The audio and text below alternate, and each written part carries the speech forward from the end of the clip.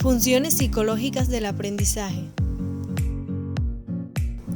Es importante conocer las diferentes funciones del aprendizaje, pues de esta manera estaremos conscientes de que no debemos enseñar por enseñar, sino que debemos conocer sobre la existencia de distintas ciencias que se especializan al estudio y comprensión del aprendizaje, basándose no solo en estudios sociales, sino también a nivel psicológico y mental. El ser humano utiliza estas funciones, que son capacidades naturales en cada momento del aprendizaje, para adquirir conocimiento. Por ende, es importante su estudio. El aprendizaje es más que la adquisición de la capacidad de pensar. Es la adquisición de numerosas habilidades para pensar en una gran variedad de cosas. Lev Vygotsky. A continuación, veremos cuáles son las capacidades naturales que utiliza el ser humano para adquirir conocimientos.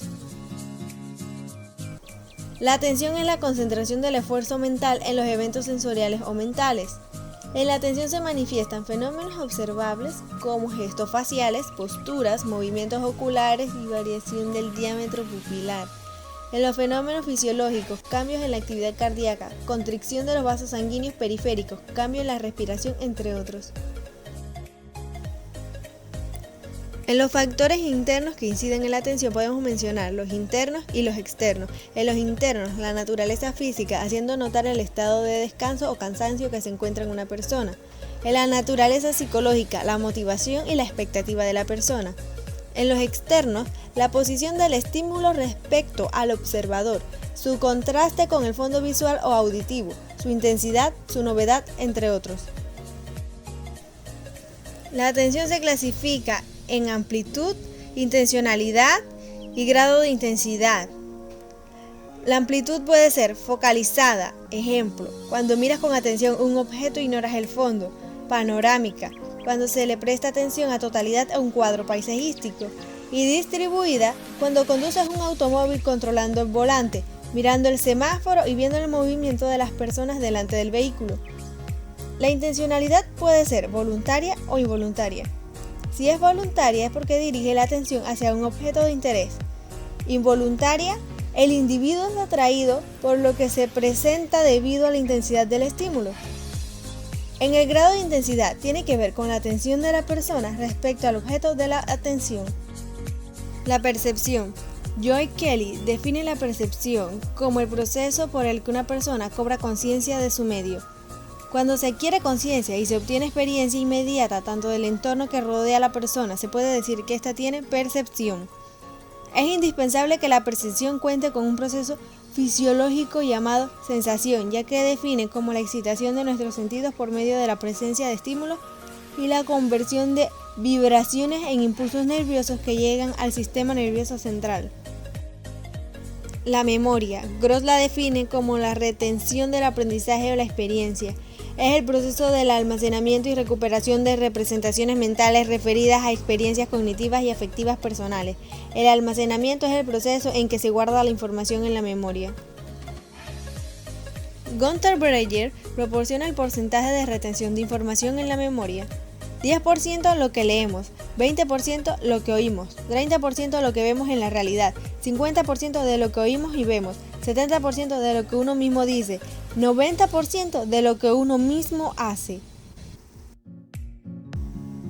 Existen diferentes tipos de memoria, como la memoria sensorial, mantiene sensaciones recogidas por los receptores por un periodo muy breve. La memoria a corto plazo es un tipo de memoria explícita que retiene una cantidad limitada de información también por un tiempo breve, pero mayor al de la memoria sensorial. La memoria de duración intermedia. Este tipo de memoria almacena información durante un periodo intermedio entre la memoria a corto plazo y la memoria a largo plazo. La memoria a largo plazo es lo que retiene información durante periodos extensos. El pensamiento es una función psicológica superior que, al igual que otras funciones, interviene en el proceso de aprendizaje, cuyo significado es facultad de pensar, acción y efecto de pensar. El pensamiento se define como una actividad mental con diversos propósitos. Ejemplo, juzgar, imaginar, inventar, entre otros. El pensamiento puede ser convergente y divergente. El pensamiento convergente es un tipo de conocimiento lógico. Este tipo de pensamiento es rígido, se basa en la reducción de datos. El pensamiento divergente es el tipo de pensamiento que se basa en encontrar respuestas o soluciones de manera poco convencional. Por otro lado, es importante resaltar las disciplinas del aprendizaje que se ven involucradas en el estudio de estas funciones psicológicas. La didáctica es una de las ciencias de la educación en pleno desarrollo. Está estrechamente vinculada con otras ciencias que intervienen en el proceso de enseñanza-aprendizaje integrado e institucionalizado, especialmente con la pedagogía, pero conserva sus particularidades y su esencia propia. Pedagogía es la disciplina que se ocupa de la teoría y la práctica de la enseñanza, en cualquiera de las dimensiones que éste tenga, así como en la comprensión y organización de la cultura y la construcción del sujeto. Se llama pedagogo a todo aquel que se encarga de instruir. Psicopedagogía está centrada en los procesos relacionados con la manera como aprenden y se desarrollan las personas, las dificultades que encuentra el individuo en el proceso de la adquisición de nuevos aprendizajes, las intervenciones encausadas a apoyar o superar obstáculos en términos generales, con las actividades pensadas y proyectadas hacia el logro de aprendizajes cada vez mejores. En conclusión, la pedagogía, la didáctica y la psicopedagogía están relacionadas una con las otras en muchos aspectos.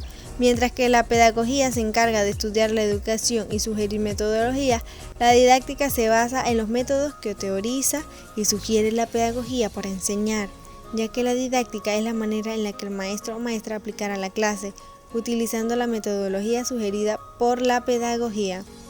La didáctica también depende del estilo que utilice el maestro o maestra para dar las clases. Por otra parte, la psicopedagogía está también relacionada con la pedagogía y la didáctica, ya que ésta se encarga no solo de la creación de las metodologías o el estudio de metodología, sino que también estudia el entorno social y escolar de los estudiantes, para luego ofrecer una respuesta a los maestros sobre en qué está fallando con las clases o cómo debe darle clase a X estudiante. ¿Por qué? Porque puede ser la metodología o la didáctica del maestro la que está afectando al estudiante o el estudiante necesita ser adecuado. En pocas palabras, la psicopedagogía ayuda al maestro a mejorar sus clases y al estudiante a sentirse cómodo con la manera en la que se le enseña.